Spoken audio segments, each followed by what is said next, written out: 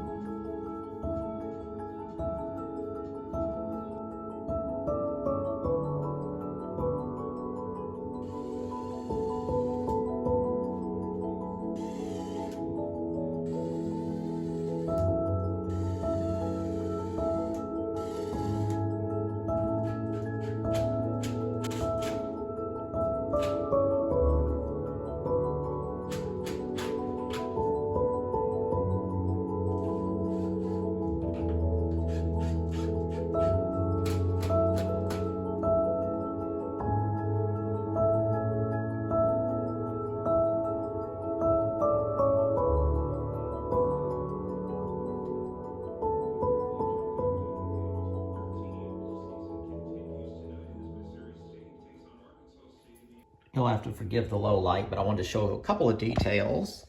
These are the handrail brackets. So there's a single screw in the center, and then you can just drive it in, leave it just a teensy bit loose, and then that you just pivot it. And that allows you to then put these 2 screws on up into the handrail versus the type that goes vertical. And then this little piece is like a loose piece that pivots to match the angle.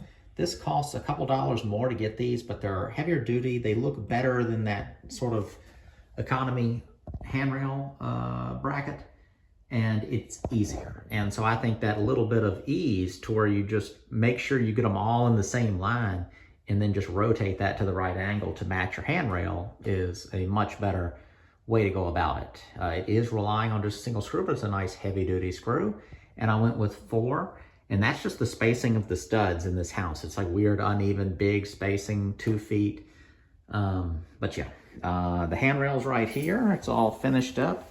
You can see I did do this off camera. I did a return. So you can see the one up here is a little easier to see. And to do that return, regardless of what your handrail is, you just cut the end of the handrail, 45. Then you cut a return measuring from this point over to your wall. So I figured that out by putting my handrail in place, clamped in place where it needed to be, and then taking a measurement from the outside of the handrail to the wall. And that's how I determined the length for this. And then how that is attached is it is glued, and then I shot some pin nails to hold it in place. Then I drilled a countersink and pilot hole for a trim screw. So it's a 2.5 inch long screw. It's probably running to about right there. And the reason you have a return is if you're coming down the steps, say you got a bag or your shirt or your coat or a pocket or something snags on a handrail, gets caught. The handrail kind of threads the needle on whatever it is you're wearing and cause you to fall. And I thought that was actually a pretty good reason. When I was looking that up, you can imagine you're just going and then you catch something, right in there. It would cause you to kind of, jerk you and swing you over. And it looks nice. It looks nice to have it returned to the wall. That's the first time I've ever done anything like that. So you can see some of this other new stuff up here. I'll show you some of that in a little bit.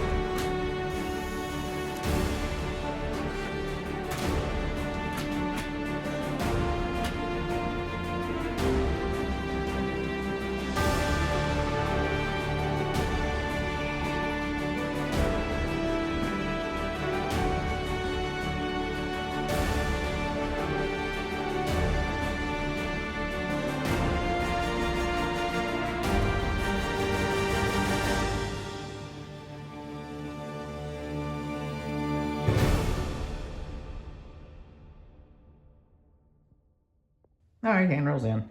It's nice just to be able to start something and finish something. So something like this isn't terrible. Building the handrail for the staircase and then this piece here is, kind of grueling. Goes on and on. This was started last night, just ripping, planing, rounding over. First coat of finish, and then today I kind of got back on it. So just a little bit yesterday, finished it now. So up here, while I'm standing here, this is what I ended up doing in this place. Since this step kind of cuts into the landing, I didn't want to leave this open because I could imagine all kinds of things where somebody's not paying attention and then just kind of steps off. Yeah. And in the case of this, I don't know what I showed in the video, but it's a fir 4x4, not treated, just a 4x4 that I can buy locally at Lowe's. Has them. Slight little kind of crown up to a peak here, a little section of strap handrail left over, same materials that I used on the lower part. So basically constructed the same, bunch of screws into here, pocket screws. And then how I actually attached it right here is kind of interesting. I've got a bolt that runs pretty much from about here to about here in the wall, because you got a lot of 2x4s built up in this corner. And if you look down, you can see kind of like a whitish looking spot right there with the lights reflecting off of it different. I took a Forstner bit, so a big drill bit, and drilled about a 3/4 inch hole here, and then a pilot screw that runs through this, so it's a hole that's about probably 5/16.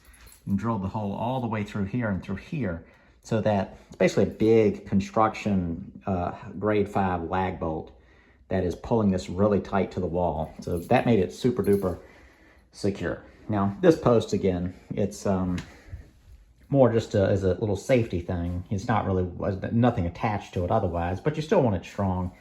Up here you can see, I don't know how far exactly. What I did is I knew how far I wanted to stick past the landing down there, which each one of these steps is 10 inches. From the riser out to the nose of the step is 10 inches. So I measured out 10 inches on the floor, came up and marked where I wanted that handrail to end down there. And it ends at about 34 inches off of the bottom, off the landing down there. Up here, it probably goes maybe a little bit further than it needs to, but I wanted to make sure that when someone approaches the staircase and they're standing here, that handrail is not, you're not doing this, not having to really lean forward to get it. So I guess technically I could have done a thing where I cut an angle and have it like level out at the 34 inches or whatever it is, but it only comes up to about 36 inches or so.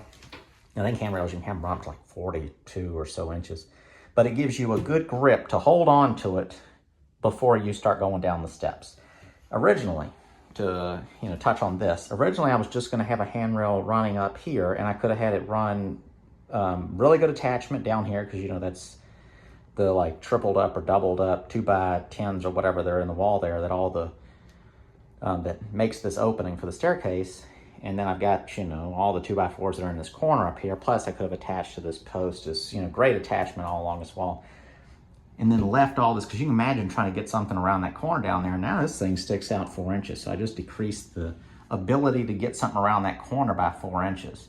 And if the handrail was just up here, once you're around the corner, you're coming up, it'd have been much easier. It's turning that corner and not hitting this part up here that makes it bad. But I felt that it wouldn't have been as good of a handrail. My other option would be to, in addition, add this one here. I don't think it's not necessary. You don't have to have the handrails on those sides. It would be nice, but the reason that I was concerned I could imagine the inspector coming in and saying something that's different with the renovation versus if you were doing new construction. But I could imagine them, say you had it coming up, the handrail comes up here and makes a return to this post, and then it comes down and it hits the wall here. Someone would have to come to here and then remove their hand from the handrail and then hold this. And I could see that being some sort of a weird thing that they wouldn't let me slide on that for some reason. And then I'd have that handrail and then end up having to do this one. So this one, it's a continuous handrail. You can get on it from up here, and you can get all the way down to there. And then I think with that landing, I don't think you actually need one right there. And it's kind of an awkward place to even have one. And you've got this post. So once you come down, hand on the post, I'm down on the floor and my arm is at this angle. Now a child probably couldn't do that, but a child can hold on to all of this. The other thing I guess I could do is have a short section of handrail that say comes out at the right angle here, and then some sort of decorative curved piece that comes back, not decorative. I sound crazy talking about this with a rental. But I can't turn off the, try to make it decent, creative side of me. So here's my point down here, pretty much where that level out, that seam in between those two floorboards is 10 inches, so it runs up. And that mark right there was at that 10 inches. So and like my grandmother was over here, I'm not trying to tease her, but her suggestion was a handrail that runs from here over, comes down, goes like this, comes across here, comes down here, and then some sort of handle here. But then that just turns into looking like a handicapped specific situation that someone would do in their home that requires all of that. And if somebody requires that level of handrail, I think you're getting into that they're not second floor kind of people. It's just too many steps in this house. There's steps to get on the porch. There's a step to step up on the door. There's a step to go up here. And then there's the different levels in and out of different rooms. It's just not the house for them. And it's, I'm locked into the house being what it is. I can't change everything. And then you're also working with sort of the narrowness of the stairwell. So already when somebody comes to see this house to rent it or to consider renting it, I'm going to tell the rental management company to point out that they cannot have a box spring in this house. They cannot take a chest of drawers up these steps, that there's limitations of what you can maneuver. And it's a little deceiving, when you're looking at this, you're not going to automatically be able to tell that, but it's tricky going in and out of here. Now you do have the door, so you can kind of shoot certain things right up, but if it has any bulkiness at all, like you can take any furniture up there that you IKEA, assemble kind of stuff, but you can't take some sort of, there's no sofas going up here, there's no king size anything going up here. It's limited, but that just is what it is. I wouldn't have any issue living in this house at all. And the further I get along in this house, I like it, and I would never actually consider living here. But it's almost kind of like in some fantasy world. I go, man, I'd like to be able to live here for a little while. But there's no reason for that. I have a house.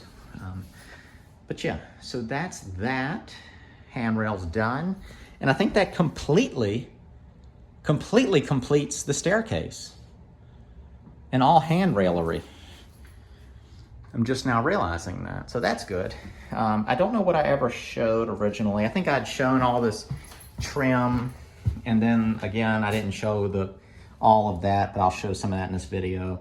I ended up, completing some of the trim work around here. Everything's wonky, and certain things, it's not a decision I made to make it look like that. It was just sort of tried to clean things up the best I can. So you can see where the floor rises up right there, and then I had to kind of accommodate for some trim works. It's all very tricky. In the end, it's just so funny because it's all very basic looking, but it's all so custom, and just getting it to the point where it doesn't look like trash. Not that I've addressed everything up there, but you can just see that weird, opening to get that door in there. I had to kind of raise that up a little bit and work with that. The same way, had to do a lot of the stuff with the ceilings. Transition strips are down. Let's see. Closet. I think I've probably shown that, but I put that panel in there. Nothing's changed in the bathroom. Nothing's changed in here. I did the gutters on the outside of the house. So the house does, all the guttering is done. So I'm really pleased with the staircase. This is nothing as, it's not, I'd say the average American's dream house. I don't know. This is really not that bad. That was a silly thing to say, There's a lot of people who would love for this to be their just normal home. And it is nice. There's nothing wrong with it. It's a good little neighborhood. It's a small house. Even though it doesn't look that small, it is kind of small. So there's that. I've got that all finished up now. I showed that earlier in the video before, or the first coat of finish going on it. I didn't worry about getting it real polished down. I left it to where it had a little grip to it because it's a little bit of a slope. But I'm standing on it completely. Got my weight on it, and my feet aren't, my shimmy, I can get my feet to slide. But it's not a slippery piece of wood. I put the first coat of finish on there, and I very, very lightly sanded it. When I say sand, I was just wiping single swipes with the sandpaper to knock off some of the kind of nibs and little spots in the wood that had fuzzed up. But then after that, there was no more sanding between coats, so I didn't want it to be like glass. Appliances, I think I showed those already. This room I had perfectly clean the other day. It's not clean anymore. This door is done except for I need to do a little razor blading of paint around it. I ended up not putting, so this is kind of a simple idea. I'm gonna see how people go with it. I don't think they'll even think twice about it. But I just put these normal little pull handles, and then I stuck one of these little cabinet magnet closers, because that's a deadbolt. There's two doors. Both doors have two locks on them, or one lock on the screen door, then your regular doorknob lock, deadbolt. And so this is a secure room, so I didn't need to have a whole nother lock set on this. So it doesn't need to be a normal door. So you just close it and the magnet holds it. Now, if somebody comes in that door and pushes that door open really fast, the air will kind of open it up. But if you're just a man, you're in your house, and the phone rings and you just walk in there and you just close the door behind you, it's totally normal. So it's a simple solution to have a door. Think of it as just some privacy, more so than something you can lock. So this room is, well, I need to screw that little faceplate on there, and it's laying on the ground over there. So this room is done. Although I might paint that door. That interior door I haven't painted yet, so I need to paint that. We're pretty much done. Pretty much done really everywhere, but in the kitchen, this room is done. Ended up having to do some tricky trimming in here. Not tricky trim, just build it outward, and the floor didn't go all the way to the wall. Done. That fiberglass door is not painted, but it's pretty white. So I might just go with the color it is. I can always wash it and paint it later. So the only things I need to do now are some trimming around the basement door, some aluminum trim around the basement door, and some painting on that door. Little pieces of trim like that need to be dealt with. Forgot that piece is going to go down here. I needed to wait for this to be dry. We're basically done with the house. So maybe the next video I'll complete the house. It's going to be another basement kind of cleanup. It's got nasty down there. I need to connect those. I've got a list of things I need to do. where the gutters come down, I want to kind of bury some black pipe just to get the water out away from the house a little bit more than it would currently. But I mean, it is done as far as being complete, taking pictures, and getting the tenant in here. I can, pretty much at this point, after another day or two, I could say it is done enough to kind of turn it over to the management company. So that's good. So I don't know how I edited this video at this point. I've got all that other stuff that I might just tack on right now. So if it's a little jumbled, or maybe I won't put all that on there. Maybe I'll do its own thing, because right now I can't even think about what I showed. Probably installing that basement door, maybe. I don't even know if I filmed it. But yeah, so this is going to be probably a way too long video. Sorry about that, but it is very tricky to do. I was thinking about that a little while ago. I was in here, and a lot of people, their only question they ask me about this house are you almost done? Or when are you going to finish it? When do you think you'll be done? It's one of the most annoying questions to ask somebody, because it disregards any actual interest in what they're fooling with. It's just kind of like all success is based on, are you done yet? Are you finished yet? And every time you say no, or I don't know when I'm going to finish it, it's a weird thing where you kind of see it on their face. But they're not, I never get asked that question by other people who are doing this type of thing. A lot of times, I will. They go, are you almost finished? You know, when you kind of tell them where you're at in the project. But you always get the really shallow, are you almost done yet, from anyone who's, I'd say, doesn't do this type of stuff. That's me really nitpicking, saying it's annoying, but, you know, also I've been fooling with this house forever. So I don't even try to guess when I'm going to be done by now. Although I think I said it in a couple days. But it is that close now. But even then, there's always some other thing that pops up. For example, the heat.